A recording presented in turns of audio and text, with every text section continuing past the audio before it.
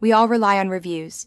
Whether it's choosing a new restaurant or hiring a consultant, a strong review can tip the scales. But when it comes to SEO, reviews aren't just for customers. They're trust signals Google takes seriously. In this lecture, we will talk about how to earn, collect, and showcase reviews that both real people and algorithms respect. The key is authenticity, relevance, and visibility. Objectives of the lecture. By the end of this lecture, you'll be able to identify review platforms that boost both trust and rankings. Ask for reviews in ways that feel natural and ethical. Display reviews on your site to strengthen your EEAT. Avoid fake or shallow testimonials that damage credibility. Why reviews matter for EEAT. Reviews are one of the clearest forms of experience and trust. They're social proof that real people have interacted with your brand and that their experience was worth sharing. Google uses reviews in two key ways. Off-site trust signals. Reviews on platforms like Google Business, Trustpilot, Yelp, or G2 are external validation. They influence your local SEO and overall authority. On-site credibility. Showcasing genuine reviews on your website, especially with schema markup, can improve click-through rates and send quality signals to search engines. But here's the thing. Not all reviews help you. A vague, great service on a random site isn't going to move the needle. Quality matters more than quantity. Now that we understand why reviews matter, let's break down how to collect and showcase them effectively, in ways that benefit both your audience and your search performance. Step 1. Choose the right review platforms.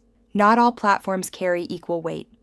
Focus on the ones your audience trusts and the ones Google recognizes as credible.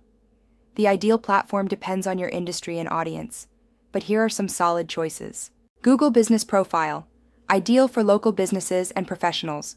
Trustpilot or SiteJabber, great for e-commerce or SaaS companies. Yelp, still relevant for service industries like salons, fitness, or restaurants. G2 or Capterra, best for software and B2B tools. LinkedIn recommendations, excellent for consultants or personal brands. Also consider niche directories. For example, a health coach might focus on health grades, while a freelance writer might collect Upwork or Fiverr reviews. The key is to meet your audience where they're already looking. Step 2. Ask for reviews the right way. Generic asks lead to generic responses. Instead of saying, "Can you write a testimonial?"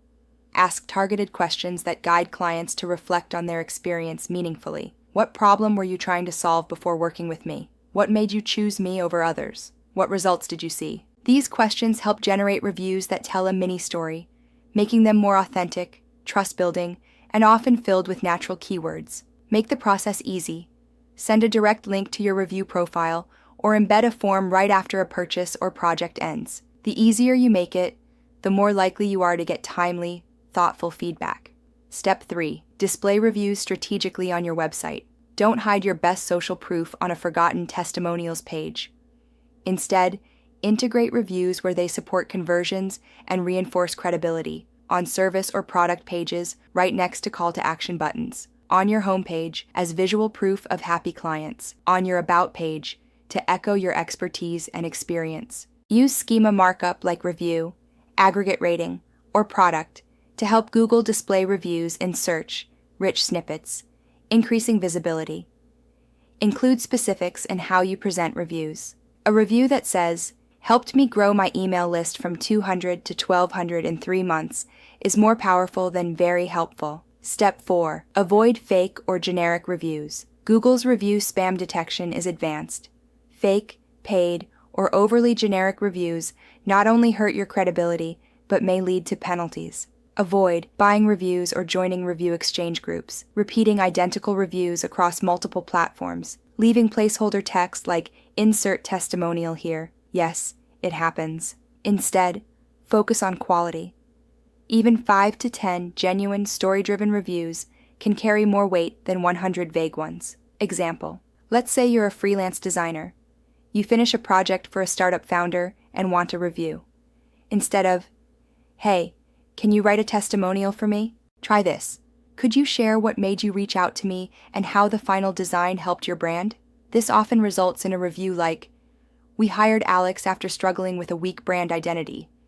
Within 2 weeks, he delivered a logo and visuals that doubled our email signups. His process was clear, and his communication was top-notch." That kind of review builds both reader trust and search visibility. Good reviews aren't fluff. They're a core part of your brand's trust footprint. When collected ethically, placed smartly, and displayed with clarity, they act as both conversion tools and SEO signals. Google is asking, can we trust this person? Your reviews should answer, yes, and here's proof.